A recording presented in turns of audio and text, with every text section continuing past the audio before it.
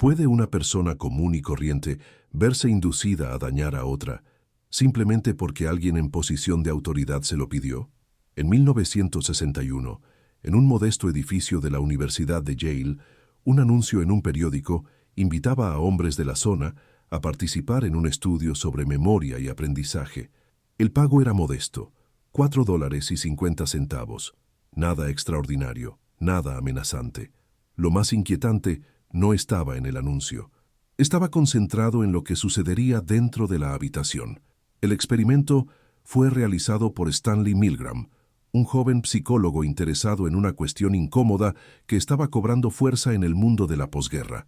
Unos meses antes, el juicio de Adolf Eichmann se había transmitido a nivel mundial.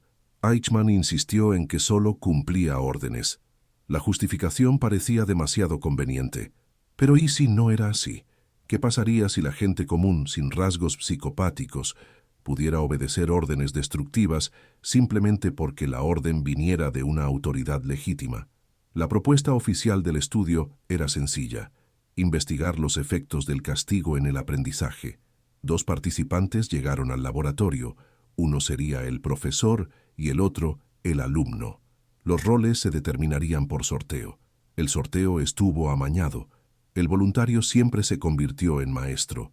El estudiante, en realidad un actor profesional, fue conducido a una sala contigua y atado a una silla con electrodos.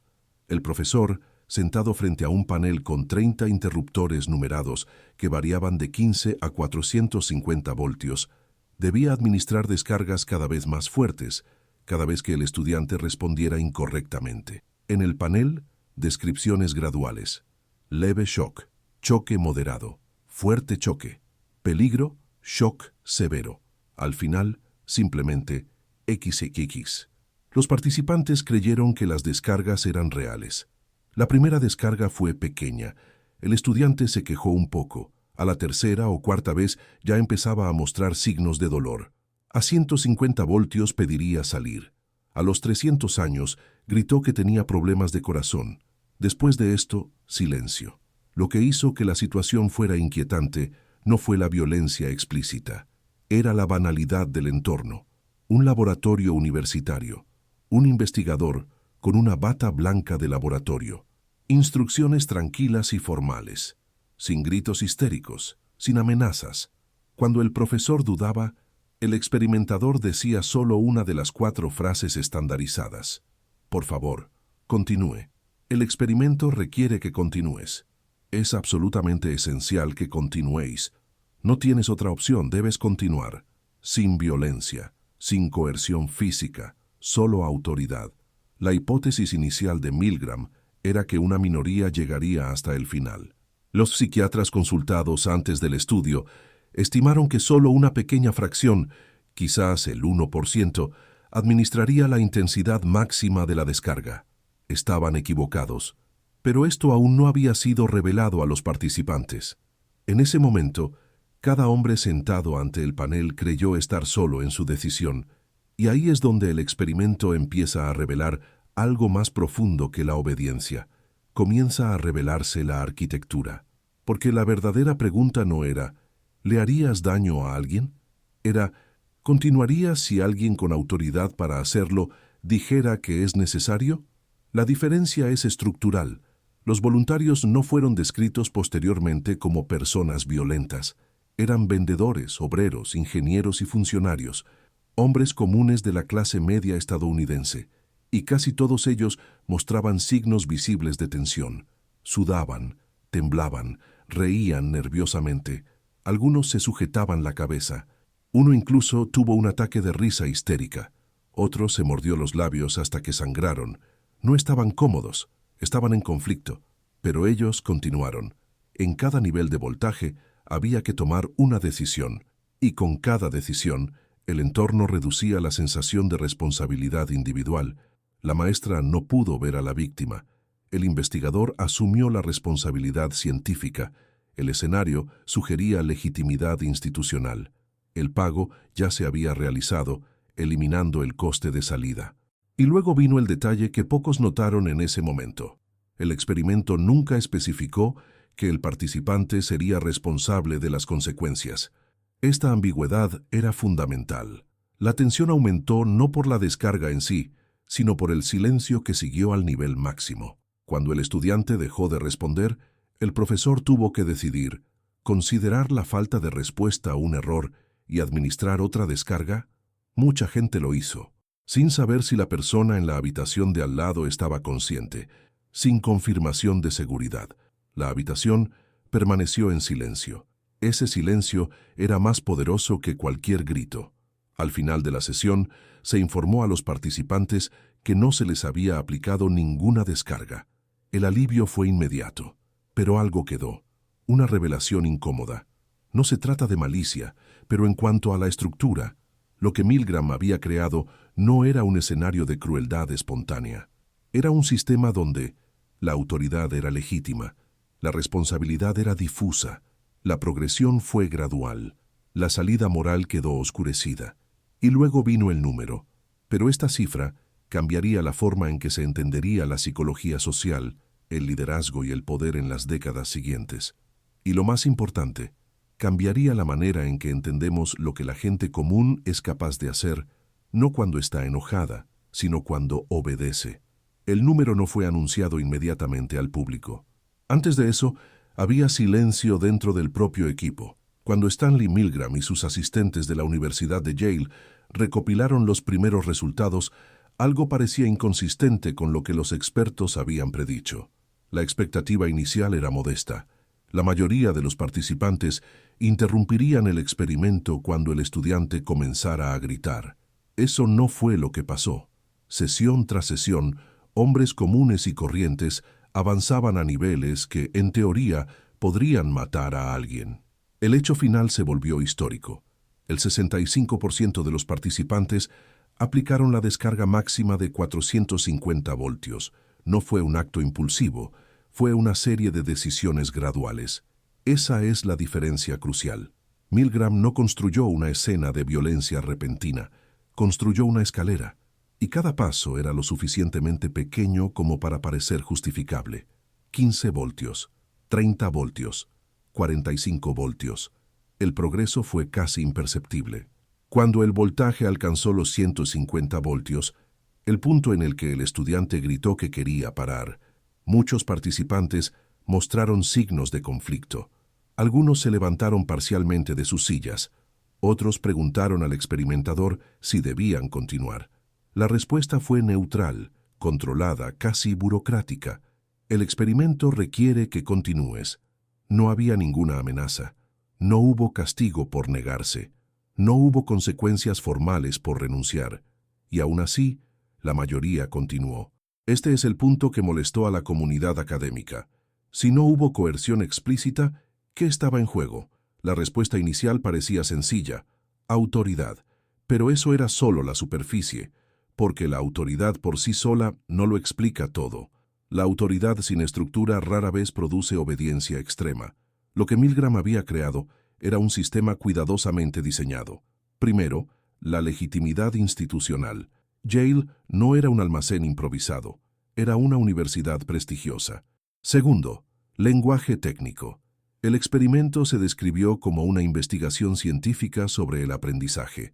La palabra ciencia tiene un significado simbólico. Tercero, responsabilidad transferida. Cuando los participantes preguntaron quién sería responsable si algo le sucediera al estudiante, el experimentador respondió: «Yo soy el responsable».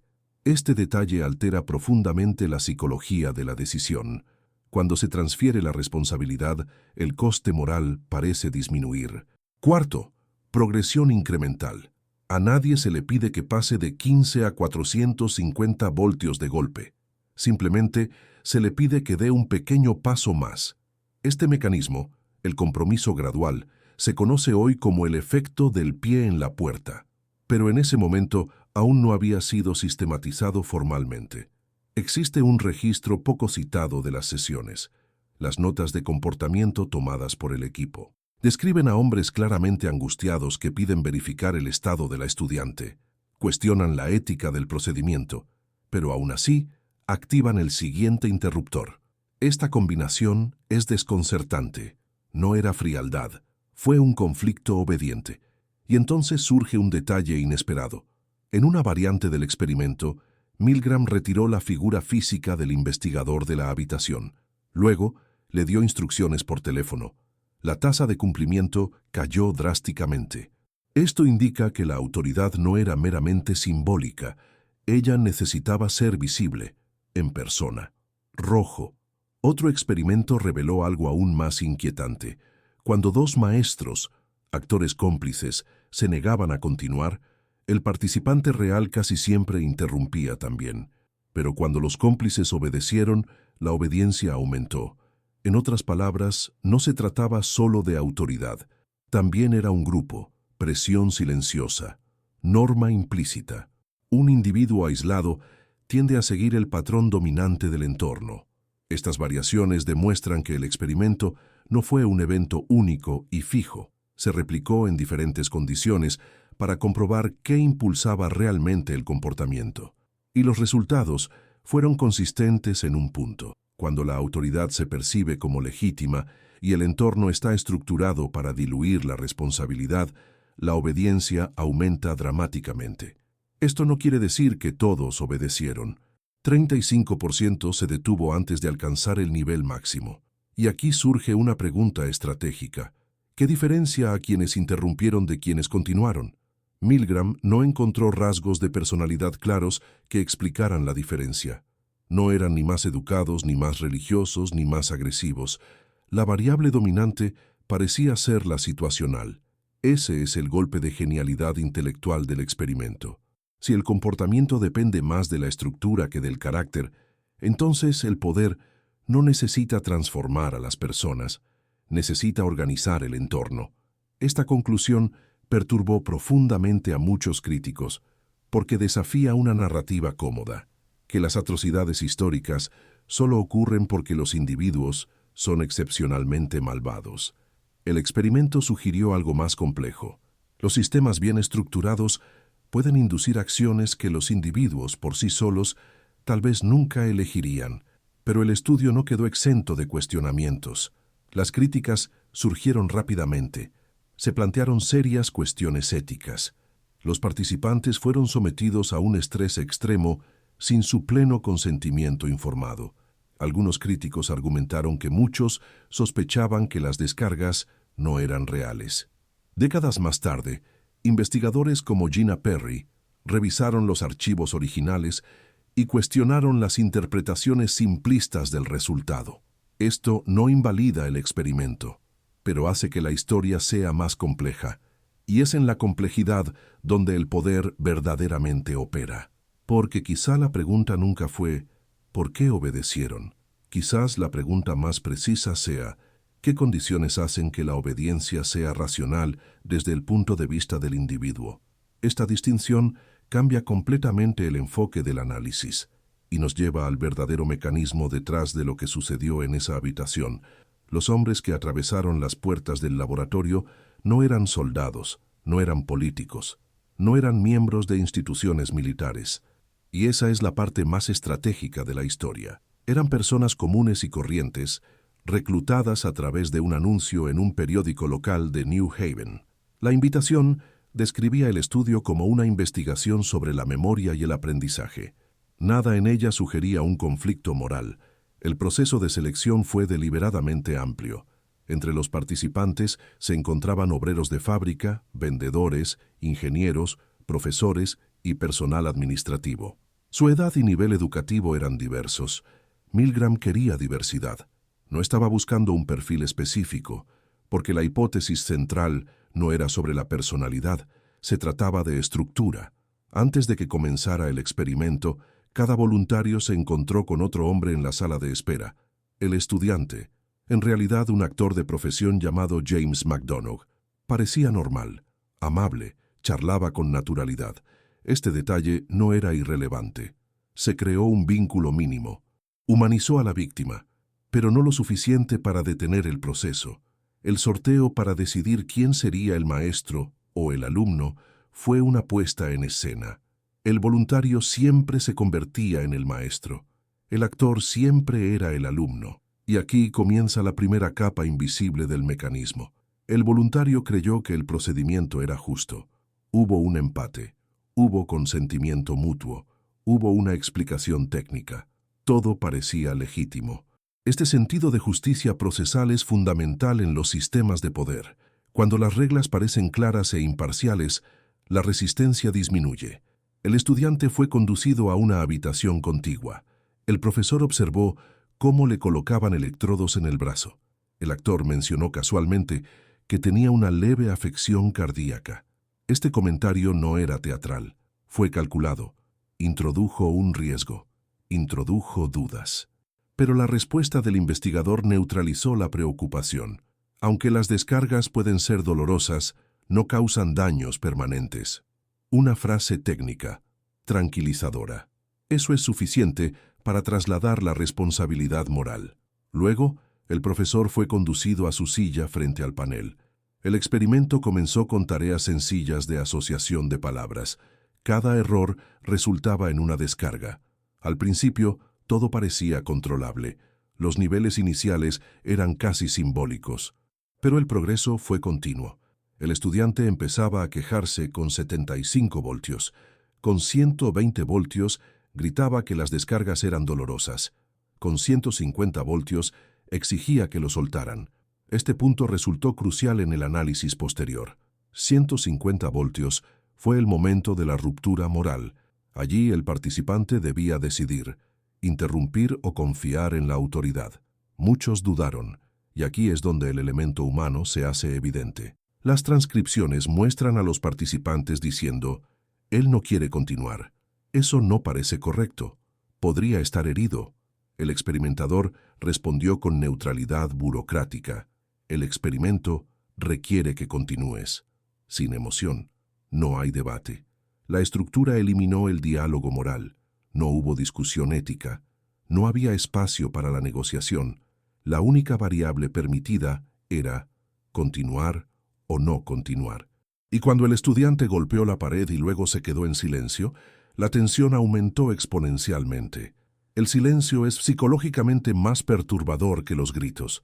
La maestra preguntó, «¿Está bien?». Él respondió. El investigador dijo, «La ausencia de respuesta debe considerarse un error». Esta instrucción es un detalle que rara vez se enfatiza. Ella transforma el silencio en justificación operativa. Este es un ejemplo clásico de redefinición semántica. Lo que podría haber sido una señal de peligro ahora se clasifica como un error técnico. Y cuando las categorías cambian, las decisiones cambian. Milgram introdujo variaciones estratégicas para probar los límites. En uno de ellos, el profesor necesitaba sujetar físicamente la mano del alumno sobre una placa de choque. La tasa de cumplimiento disminuyó significativamente. La proximidad física reduce la obediencia. La distancia hace las cosas más fáciles. En otra variante, el experimento se llevó a cabo en un edificio comercial sencillo, sin la marca Yale. La obediencia también decayó. La legitimidad institucional importa. Estas variaciones muestran que el comportamiento no fue producto de la crueldad individual. Fue una respuesta al contexto, pero aquí surge un punto menos discutido. Algunos participantes sospecharon que las descargas no eran reales. Un análisis más detallado indica que una minoría dudaba de la autenticidad de la situación. ¿Significa esto que el resultado no es válido? No necesariamente, porque incluso cuando sospechaban algo, muchos seguían mostrando un malestar genuino, y continuaron, lo que sugiere algo aún más complejo. La obediencia puede ocurrir incluso en condiciones de incertidumbre. No es necesario creer completamente la narrativa, simplemente acepte la estructura como suficientemente plausible. Décadas más tarde, cuando Gina Perry revisó los archivos originales, encontró registros que mostraban que algunos participantes intentaron negociar, reinterpretar instrucciones o minimizar mentalmente la gravedad de lo que estaban haciendo. Este es otro mecanismo relevante, racionalización progresiva. El individuo ajusta su narrativa interna para mantener la coherencia con sus acciones anteriores. He llegado hasta aquí. Probablemente no sea tan grave. El investigador sabe lo que hace. Cada pensamiento reduce el coste psicológico de continuar. El experimento No demostró que las personas sean inherentemente malas. Demostró que la identidad moral puede subordinarse temporalmente cuando la autoridad es legítima, la responsabilidad se traslada, la progresión es gradual, el lenguaje redefine el riesgo, la salida no está explícitamente facilitada, y eso nos lleva a una pregunta más incómoda. Si los hombres comunes en un entorno controlado pueden ser sometidos a 450 voltios, ¿qué ocurre cuando la autoridad es política, o militar, o corporativo? ¿Y qué pasa cuando el sistema no dura una hora, sino años? La respuesta no está únicamente en la psicología individual, está en la arquitectura del poder. Cuando los resultados comenzaron a circular fuera de la Universidad de Yale, la reacción fue inmediata. No es solo una sorpresa, malestar. La cifra del 65% no era un detalle estadístico, era una transformación conceptual. Si la mayoría ascendía al nivel más alto, la obediencia extrema no era una excepción patológica, sino una posibilidad estructural. Pero antes de que la comunidad científica pudiera comprender plenamente el impacto, surgió una pregunta paralela. ¿Fue ético el experimento? Los participantes habían estado sometidos a intensos niveles de estrés psicológico. Muchos creían sinceramente que estaban lastimando a alguien. Algunos sudaban profusamente. Otros mostraban signos de ansiedad aguda. En una sesión, un hombre empezó a reír nerviosa e incontrolablemente. Una risa que no expresaba humor, sino tensión extrema. En otra, un participante insistió en que el investigador verificara el estado del estudiante antes de continuar. Estos registros fueron documentados por el propio Stanley Milgram. El experimento reveló obediencia, pero también reveló conflicto. Y este conflicto es fundamental, porque si los participantes fueran fríos o indiferentes, la explicación sería sencilla: falta de empatía. Pero eso no fue lo que pasó. Estaban angustiados, y aún así obedecieron. Esta combinación sugiere algo más sofisticado que la crueldad. Sugiere una tensión entre la identidad moral y el rol social. En el laboratorio, el voluntario no era solo un individuo, asumía temporalmente el rol de profesor dentro de un experimento científico. Los roles alteran el comportamiento. Y este detalle conecta el estudio de Milgram con otro famoso experimento, realizado años después por Philip Zimbardo en la Universidad de Stanford. El experimento de la prisión de Stanford demostró que los estudiantes asignados como guardias adoptaron rápidamente comportamientos autoritarios. La convergencia entre los dos estudios apunta a un patrón. No es necesario cambiar tu personalidad, solo cambia el rol. Pero hay una diferencia importante. En el caso de Milgram, la obediencia no surgió de la agresión activa, sino de la deferencia a la autoridad científica. Esto es estructuralmente más sofisticado, porque la ciencia conlleva legitimidad moral. La legitimidad reduce el cuestionamiento. Sin embargo, empezaron a surgir críticas. Algunos académicos han argumentado que el experimento puede haber sido influenciado por la demanda experimental, la tendencia de los participantes a tratar de satisfacer las expectativas percibidas del investigador. Otros sugirieron que algunos de los voluntarios podrían haber dudado de la autenticidad de las descargas. Décadas más tarde, la investigadora Gina Perry revisó las grabaciones y entrevistas originales, argumentando que los resultados eran más complejos de lo que sugiere la narrativa popular. Según su análisis, no todos los que alcanzaron los 450 voltios creían plenamente que estaban causando dolor real. Algunos expresaron sospechas. Esta reinterpretación no elimina el impacto del estudio, pero esto cambia el tema. Quizás la pregunta no sea simplemente ¿por qué obedecieron? Quizás sea ¿en qué momento la estructura se vuelve más fuerte que la duda? Porque aunque sospechaban algo, muchos continuaron.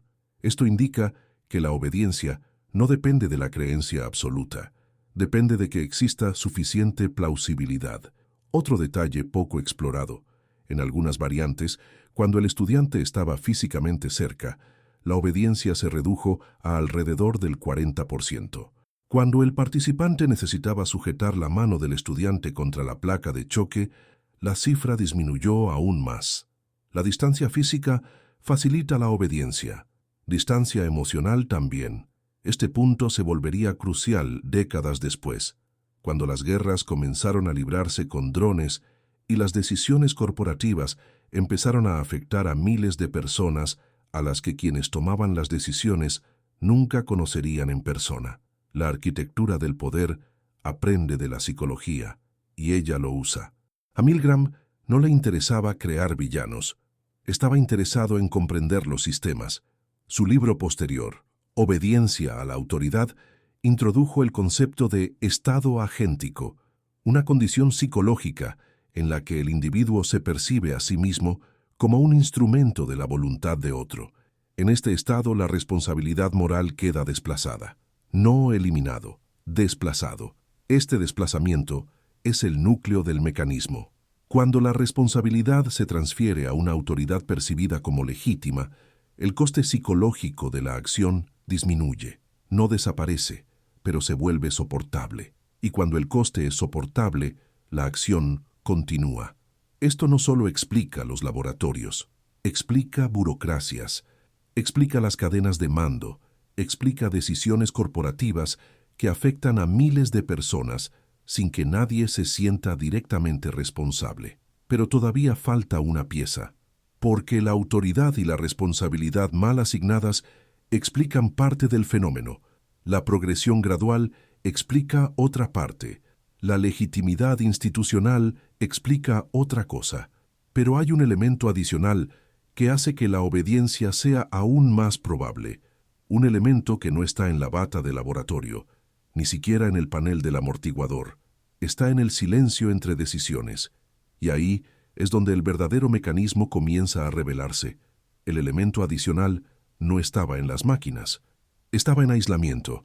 Durante el experimento realizado por Stanley Milgram, cada participante creía que tomaba la decisión solo. No hubo público, no hubo debate grupal, no hubo validación externa. Este aislamiento psicológico es un componente silencioso del poder. Cuando un individuo no tiene acceso a la opinión de pares independientes, la autoridad se convierte en el único punto de referencia, y la referencia da forma a la decisión. En una de las variantes menos conocidas del estudio, Milgram introdujo dos maestros adicionales, actores a los que se les instruía a obedecer o rebelarse. Cuando los cómplices obedecieron hasta el final, el índice de obediencia del participante real aumentó. Cuando los cómplices se negaron en un momento determinado, la tasa de obediencia cayó a alrededor del 10%. Este detalle rara vez recibe la atención que merece, porque revela algo más profundo que la autoridad, revela la norma. Los seres humanos no solo responden a órdenes, responden al comportamiento del grupo. Cuando todos los demás continúan, continuar parece razonable. Cuando alguien interrumpe, interrumpir parece posible. La obediencia es en parte contagiosa, pero lo que hace que este mecanismo sea sofisticado es que el participante original no era consciente de que estaba siendo influenciado por un patrón social construido artificialmente. Creía que estaba ejerciendo su propio juicio. Esta es una característica central de las estructuras de poder eficaces. Conservan un sentido de autonomía mientras configuran el entorno de toma de decisiones. No hay necesidad de forzarlo, solo hay que calibrar el contexto. Otro aspecto estratégico del experimento fue el lenguaje utilizado por el experimentador. Las 4 frases estandarizadas fueron cuidadosamente neutrales. Ninguna amenazaba con un castigo, ninguna apelaba a la moral. Todas reforzaban únicamente la continuación del procedimiento. Esta neutralidad tiene una finalidad técnica. Al evitar la agresión, la autoridad mantiene la legitimidad. Una orden explícita y autoritaria puede generar resistencia. Una instrucción burocrática genera conformidad. Hay una diferencia entre «debes hacer esto» y «el protocolo exige que continúes». La segunda frase traslada la responsabilidad al sistema, y es más difícil enfrentarse a los sistemas que a las personas. Aquí surge un patrón que trasciende el laboratorio. En entornos corporativos, las decisiones controvertidas rara vez están justificadas por deseos personales. Se justifican por objetivos, basado en indicadores, para cumplimiento, por proceso. el lenguaje técnico actúa como un escudo moral. Volviendo al experimento, hay registros de participantes que intentaron renegociar su posición. Algunos dijeron, «Supongo que sabes lo que estás haciendo». Esta frase es reveladora. Indica una transferencia voluntaria del juicio. No es una sumisión forzada, es delegación cognitiva. Cuando una figura de autoridad es percibida como más competente, el individuo reduce el esfuerzo necesario para evaluar moralmente cada paso. Esto ahorra energía mental, pero aumenta la vulnerabilidad estructural. Otro detalle inesperado surgió cuando el experimento se replicó fuera de Yale, en un sencillo edificio comercial. La tasa de cumplimiento disminuyó ligeramente. Esto indica que la autoridad institucional refuerza la credibilidad de la orden. La bata de laboratorio no era una simple prenda de vestir, era un símbolo. Los símbolos organizan jerarquías invisibles, y las jerarquías influyen en el comportamiento incluso sin coerción. Pero quizás el punto más estratégico del experimento es este. Ninguno de los participantes comenzó la sesión dispuesto a aplicar 450 voltios. Comenzaron aplicando 15. El compromiso inicial crea una trayectoria. Una vez que alguien realiza una acción, incluso una pequeña, surge una necesidad interna de coherencia. Parar más tarde significa admitir que las decisiones anteriores fueron erróneas. Continuar preserva la narrativa de la consistencia. Este mecanismo se conoce como escalada de compromiso. Él opera en las guerras, en inversiones financieras, en políticas públicas, en las relaciones personales. El experimento no se trataba solo de obediencia, se trataba de continuidad. Y la continuidad bajo una estructura legítima tiende a volverse automática. Pero hay un punto aún más incómodo. Cuando los participantes fueron entrevistados posteriormente, muchos afirmaron que no eran responsables de lo sucedido. Asignaron la responsabilidad al investigador, aunque fueron ellos los que apretaron las llaves. Esta disociación es central. Ella demuestra que el poder más efectivo no elimina la agencia, redefine quién se considera agente. Si la autoridad asume la responsabilidad, el ejecutor se convierte en un instrumento, y los instrumentos no tienen toda la culpa. Este desplazamiento psicológico permite a la gente común participar en sistemas complejos sin sentir una carga proporcional al impacto de sus acciones. El laboratorio de Yale era pequeño, pero el patrón que surgió de esto es expansivo. Sugiere que bajo ciertas condiciones, autoridad legítima, alineado con las normas sociales, lenguaje burocrático, progresión gradual, aislamiento decisional, responsabilidad transferida, la obediencia ya no parece sumisión y empieza a parecer racional. ¿Pero racional para quién? Esta es la pregunta que nos acerca al mecanismo completo, porque entender lo que ocurrió en esa habitación requiere ir más allá de la obediencia exterior. Es necesario comprender cómo las estructuras hacen que ciertas elecciones sean más fáciles que otras, y cuando ciertas opciones son sistemáticamente más fáciles, dejan de ser la excepción y se convierten en el estándar. Si el experimento hubiera sido solo un evento aislado en 1961, su impacto se habría limitado al campo de la psicología, pero no fue así. Durante las décadas siguientes, el estudio de Stanley Milgram fue replicado, adaptado y reevaluado en diferentes países, contextos culturales y períodos históricos. Los resultados variaron, pero el patrón central permaneció incómodamente consistente. Las réplicas realizadas en Alemania, Australia, Jordania y otros países mostraron índices de obediencia comparables, aunque con ligeras fluctuaciones. Esto sugiere que el fenómeno no fue exclusivamente estadounidense, ni producto de un momento histórico específico. Fue estructural. Sin embargo, el debate académico se intensificó. Los críticos argumentaron que la interpretación original simplificaba excesivamente el comportamiento de los participantes. Investigaciones posteriores indicaron que la obediencia no era automática, sino que dependía de la legitimidad percibida de la autoridad y de la identificación con los objetivos del experimento. Este matiz es crucial. Los participantes que creyeron que el estudio tenía un propósito científico válido tenían más probabilidades de continuar. Cuando se cuestionó la legitimidad del objetivo, la obediencia desapareció. Esto revela algo sofisticado sobre el poder. La obediencia sostenible requiere una narrativa moral. La autoridad por sí sola no es suficiente. El pedido debe justificarse como parte de algo más grande. Esta dinámica está directamente relacionada con los acontecimientos históricos analizados por Hannah Arendt en su obra sobre el juicio de Adolf Eichmann. Arendt acuñó el término banalidad del mal para describir cómo las atrocidades pueden ser cometidas por individuos comunes integrados en sistemas burocráticos. Milgram ofreció una demostración experimental de un patrón similar, pero es importante evitar simplificar demasiado el asunto. Milgram no demostró que alguien cometería atrocidades bajo ninguna circunstancia. Demostró que, bajo condiciones específicas, la probabilidad de obediencia aumenta dramáticamente. Condiciones. Esta palabra es central, y es precisamente ahí donde el mecanismo empieza a revelarse más claramente, porque el poder rara vez opera en el nivel de la intención explícita, funciona diseñando las condiciones. Consideremos 4 elementos observados en las réplicas. Cercanía a la autoridad. Cuanto más visible y presente sea algo, mayor será la obediencia. Distancia de la víctima. Cuanto menos contacto directo, mayor será el cumplimiento. Fragmentación de la responsabilidad. Cuanto más dividida esté la tarea, menos carga individual tendrá. Estandarización de procesos. Cuanto más rutinaria parece una acción, menos cuestionamientos provoca. Estos 4 elementos no son exclusivos de los laboratorios. Son replicables en organizaciones modernas.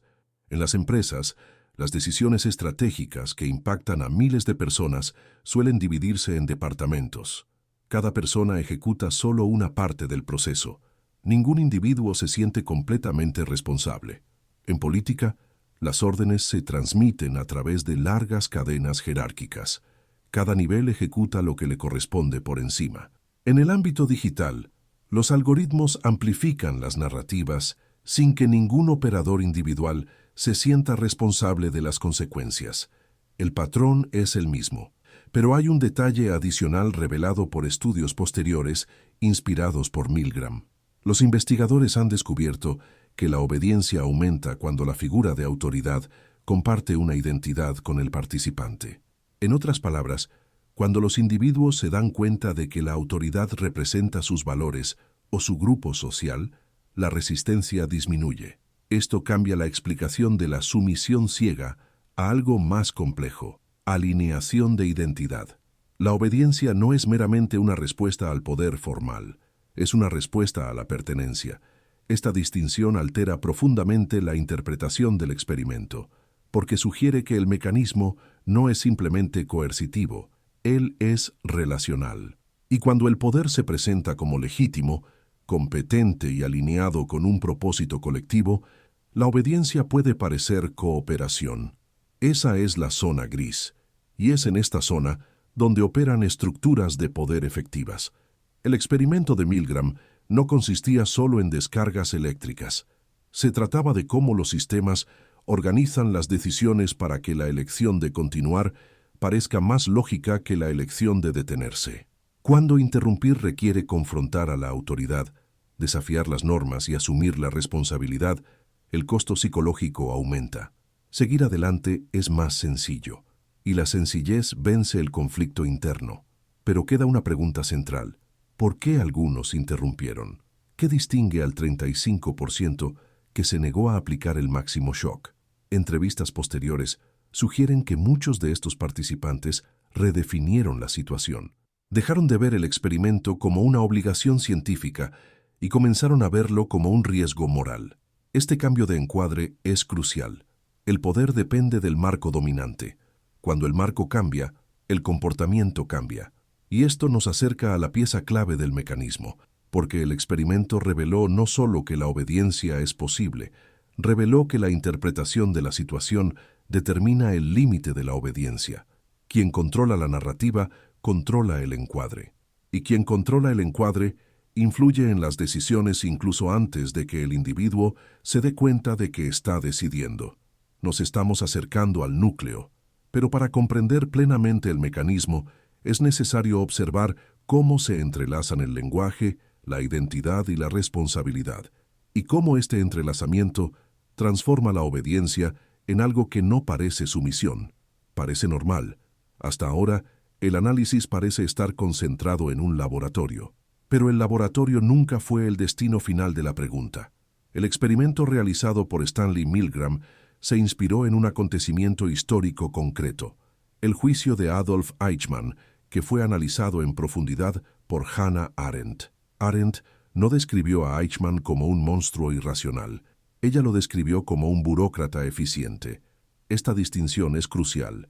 Según su interpretación, el mal no necesitaba un odio explícito, necesitaba una estructura administrativa. Milgram ofreció una versión experimental de esta hipótesis. Pero la historia no termina en los años 60.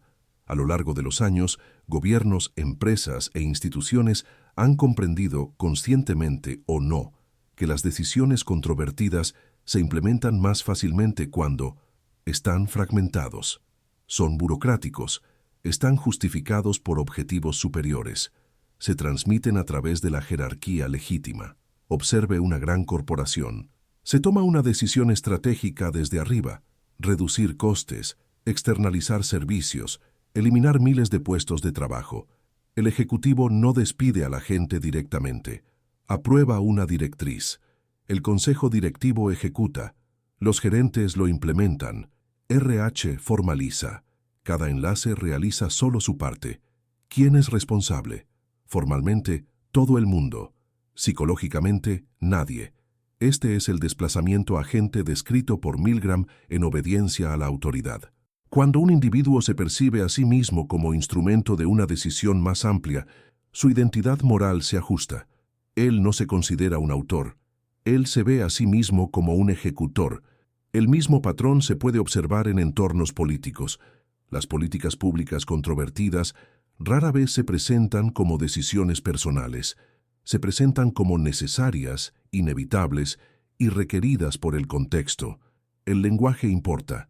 Recortar gastos es diferente a eliminar beneficios. Operación de seguridad es diferente de uso de la fuerza. Los términos dan forma a la percepción. La percepción moldea el juicio moldea la acción. Pero quizás el paralelo contemporáneo más sutil se encuentra en las redes sociales.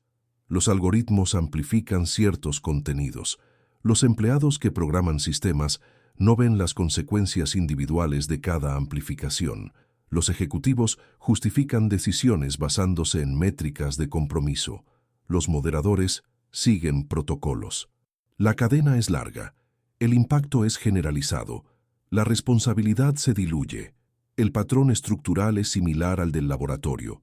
Autoridad legítima, empresa reconocida, fragmentación de tareas, distancia de la víctima, lenguaje técnico, estandarización del proceso.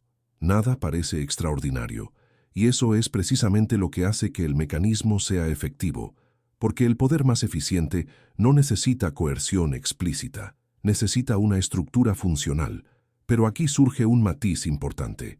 La obediencia no es inevitable. El 35% que abandonó el experimento demuestra que la resistencia es posible. Lo que los diferenciaba no era necesariamente un rasgo de personalidad fijo, fue un encuadre alternativo. Redefinieron la situación. En lugar de verlo como un experimento científico, lo vieron como un acto potencialmente dañino. Cuando la narrativa cambia, el rol cambia. Y cuando el rol cambia, la acción cambia. Esto revela el elemento estratégico central. El poder no solo controla el comportamiento, él controla la interpretación. La interpretación precede a la decisión. En las estructuras modernas, las narrativas se construyen cuidadosamente para legitimar las decisiones antes de que sean cuestionadas. Las crisis se describen como urgentes. Estas medidas se presentan como las únicas alternativas. Las desviaciones se presentan como amenazas. Cuando el marco dominante se consolida, la obediencia deja de aparecer como sumisión. Parece racionalidad colectiva. Este es el punto de convergencia entre el laboratorio y el mundo real. Milgram no demostró que somos frágiles, demostró que somos contextuales, y se pueden dibujar contextos. Pero aún queda por consolidar el mecanismo completo, porque la autoridad, la narrativa, la fragmentación y el distanciamiento explican gran parte del fenómeno. Lo que aún queda por aclarar es por qué la continuidad resulta psicológicamente más cómoda que la interrupción. La respuesta implica identidad, coherencia interna y miedo al aislamiento, y es en esta intersección donde el mecanismo se cierra. Si bien la autoridad, la narrativa y la fragmentación explican parte del fenómeno, aún queda por ver qué fuerza impulsora interna mantiene a los individuos avanzando incluso bajo estrés. Esta fuerza impulsora es psicológica, pero no en el sentido superficial de débil de mente. Es estructural. En el experimento de Stanley Milgram, cada decisión de continuar creaba un pequeño ancla de identidad. Al aplicar 75 voltios, el participante no se percibía como cruel. Se veía a sí mismo como alguien que cooperaba con la ciencia. Incluso cuando le aplicaron 150 voltios, todavía no se veía como un agresor. Se veía a sí mismo como alguien que cumplía un papel. El problema no está en el primer paso. Esto es consistente con el paso anterior. Los seres humanos tienen una profunda necesidad de coherencia interior. Interrumpir el proceso a mitad de camino requiere admitir que las decisiones anteriores fueron erróneas, y admitir un error ante una autoridad legítima implica un riesgo social, riesgo de juicio, riesgo de parecer irracional, riesgo de incumplimiento de contrato implícito. Continuar es psicológicamente más sencillo. Este mecanismo se conoce como escalada de compromiso. Pero en el laboratorio, esto se vio potenciado por otro factor: aislamiento moral. El participante no tenía con quién validar su duda. Estaba mirando al investigador, y el investigador se mantuvo firme, sin dudarlo. No hay conflicto visible. Esta asimetría crea una presión silenciosa. Si la autoridad parece segura, el individuo cuestiona su propio malestar. Quizás estoy exagerando, quizás estoy siendo emocional, quizás él sabe algo que yo no. Esta duda autorreferencial es central. Ella traslada el análisis de la acción al autoanálisis. En lugar de preguntar, ¿es esto correcto?, el participante comienza a preguntarse, ¿por qué estoy reaccionando de esta manera? Cuando el foco cambia, el comportamiento tiende a alinearse con el sistema. Existe también un sesgo adicional, el sesgo de deferencia hacia la competencia. La bata blanca no era solo un símbolo de poder, era un símbolo de conocimiento. Y cuando alguien es percibido como más competente, la tendencia es confiar en su juicio, no a través de sumisión ciega, pero para la economía cognitiva. Evaluar cada decisión requiere esfuerzo. Delegar el juicio reduce el esfuerzo. Este es el aspecto más sofisticado del mecanismo. La obediencia puede ser racional desde el punto de vista del individuo. Racional en el sentido de minimizar el conflicto interno y el coste social. Pero todavía hay un componente emocional subestimado: miedo al aislamiento. Cuando dos cómplices se negaron a participar en el experimento, la tasa de obediencia cayó drásticamente. Esto indica que la resistencia se fortalece cuando se comparte. Solo, el individuo teme ser el único que lo interrumpa. Él tiene miedo de sentirse inadaptado, teme quebrar norma implícita. Este miedo no es irracional. Los grupos humanos siempre han penalizado las desviaciones, y el laboratorio reprodujo una microestructura social: autoridad en la cima, albacea abajo. El principal objetivo declarado: norma implícita de continuidad. En este marco, la disrupción requiere coraje social. Para continuar se requiere únicamente el cumplimiento funcional, y la conformidad funcional es cómoda. Este patrón aparece en entornos corporativos donde decisiones éticamente cuestionables se justifican con objetivos trimestrales. Aparece en entornos políticos donde se califican de necesarias medidas controvertidas. Aparece en las redes sociales donde la retórica extrema se normaliza porque todo el mundo la comparte. El mecanismo es el mismo: narrativa legitimadora, autoridad reconocida, responsabilidad fragmentada, progresión incremental, aislamiento de la duda, presión grupal implícita, necesidad de consistencia interna. Cuando estos elementos se alinean, la obediencia ya no parece una imposición, parece una secuencia lógica. Y aquí es donde la revelación comienza a solidificarse. El experimento no demostró que las personas sean manipulables en el sentido vulgar. Demostró que las estructuras pueden organizar las opciones de tal manera que la resistencia se convierte en la opción más costosa. Y cuando resistir es más costoso que continuar, la mayoría de la gente continúa. Pero todavía es necesario conectar explícitamente este mecanismo con el mundo contemporáneo de manera estructural, porque el laboratorio era sencillo. El mundo de hoy es complejo. Y la complejidad aumenta la capacidad de diluir la responsabilidad. Ahora nos enfrentamos a la pregunta final. Si el mecanismo es estructural y replicable, ¿cómo se mantiene en el tiempo? ¿Y por qué sigue funcionando incluso cuando ya conocemos el experimento? Esta es la pieza final que completa el círculo. Saber que el mecanismo existe no lo neutraliza. Esta es la parte más incómoda. El experimento de Stanley Milgram se enseña ampliamente en cursos de psicología, administración y ciencias políticas. El patrón es bien conocido. Los términos son familiares. La estructura se ha analizado durante décadas. Y aún así, el mecanismo sigue funcionando. ¿Por qué? Porque el poder no depende de la ignorancia total, depende del marco dominante. En el laboratorio, el encuadre era el de estudio científico legítimo. En el mundo real, el encuadre adopta otras formas. Es necesario para la seguridad, es una exigencia del mercado, es política de la empresa, es el algoritmo, es una decisión estratégica. La frase cambia, la estructura permanece. En el contexto político contemporáneo, las decisiones controvertidas rara vez se presentan como opciones ideológicas aisladas, se presentan como respuestas inevitables a las crisis. Las crisis legitiman la autoridad refuerza la obediencia. Cuando una medida se califica de urgente y técnica, el espacio para el debate moral disminuye. Lo mismo ocurre en las organizaciones corporativas. Los empleados pueden implementar políticas con un impacto humano significativo, despidos masivos, recortes de beneficios, cambios radicales de estrategia, sin darse cuenta de que son los autores de esas decisiones. La responsabilidad está arriba. La lógica está en los números. El marco dominante es la eficiencia. Y cuando la eficiencia se convierte en un valor central, las cuestiones morales parecen interferir. En las redes sociales, el mecanismo adquiere una forma aún más difusa. Los algoritmos priorizan el contenido que genera participación. Los desarrolladores siguen las métricas. Los ejecutivos analizan informes. Los moderadores hacen cumplir los protocolos. Los usuarios comparten impulsivamente. ¿Quién es responsable de las consecuencias colectivas?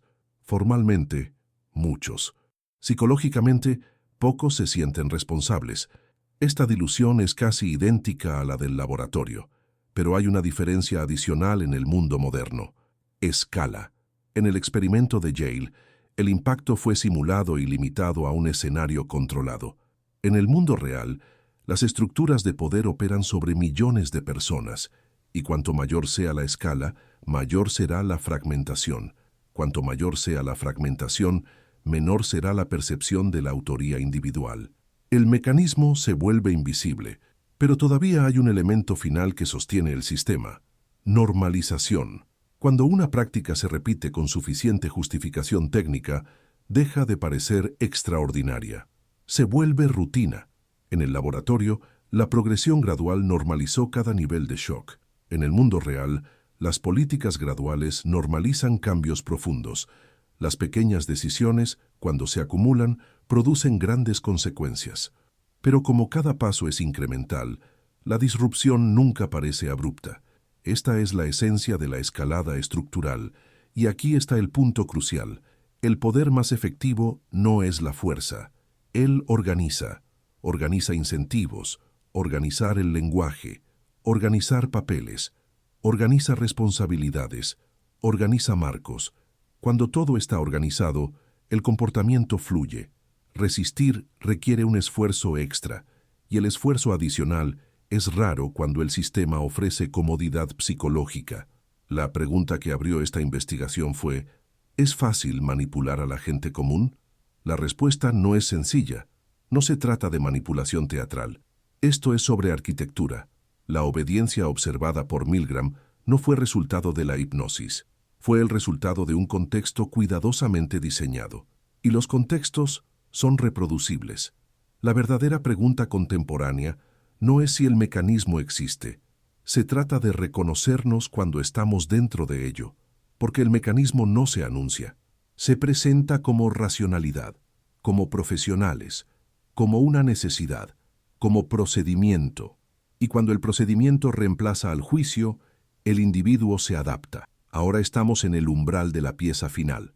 No se trata de culpar a los sistemas. Tampoco se trata de demonizar la autoridad. La autoridad es necesaria en cualquier organización humana. La cuestión estratégica es otra. ¿Cuáles son las condiciones que transforman la autoridad en un vector de obediencia acrítica? Para responder a esta pregunta, es necesario sintetizar todo el mecanismo. Y eso es lo que haremos a continuación. Volvemos a la pregunta inicial. ¿Puede una persona común ser inducida a dañar a otra simplemente porque alguien con autoridad se lo pidió? El experimento realizado por Stanley Milgram no respondió a esa pregunta con un simple sí.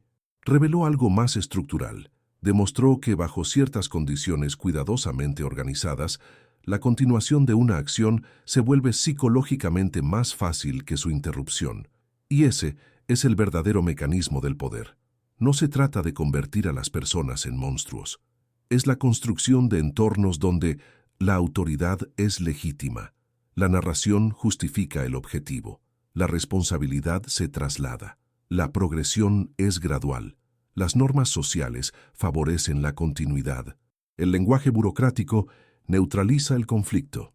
El aislamiento reduce la validación alternativa. Cuando estos elementos se alinean, la obediencia no parece sumisión, parece racionalidad funcional. En el laboratorio de Yale, el impacto fue simbólico, pero el patrón era real. Y este patrón resuena en las estructuras políticas, corporativas y digitales hasta el día de hoy. El poder no opera únicamente a través de la fuerza, funciona diseñando las condiciones.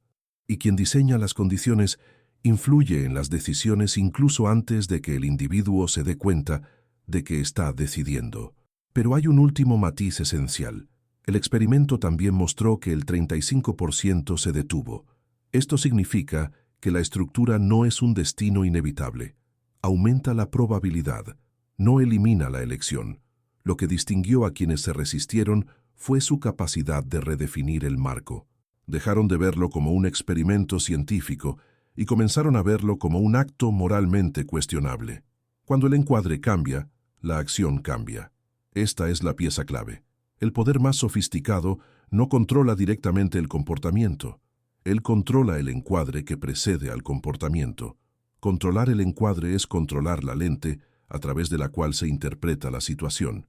La interpretación precede a la decisión. En el proceso de Adolf Eichmann, analizado por Hannah Arendt, la cuestión central no fue meramente la culpabilidad individual, era una estructura burocrática. Milgram tradujo esta discusión filosófica en un experimento, y el resultado fue inquietante, porque desplaza la narrativa cómoda de eran diferentes a nosotros. Quizás no lo fueron, quizás estaban incrustados en estructuras donde continuar era más fácil que interrumpir. Esto no los exime de responsabilidad, pero es necesaria una comprensión estructural. En el mundo contemporáneo, las estructuras son aún más complejas. Las cadenas de decisiones son largas, las responsabilidades están fragmentadas, las narrativas se calibran en tiempo real, los algoritmos dan forma a la percepción, y cuanto más sofisticado sea el sistema, más invisible será el mecanismo. La verdadera lección de poder revelada por el experimento no es la paranoia, es lucidez. Claridad para reconocer cuando la autoridad se utiliza como escudo moral.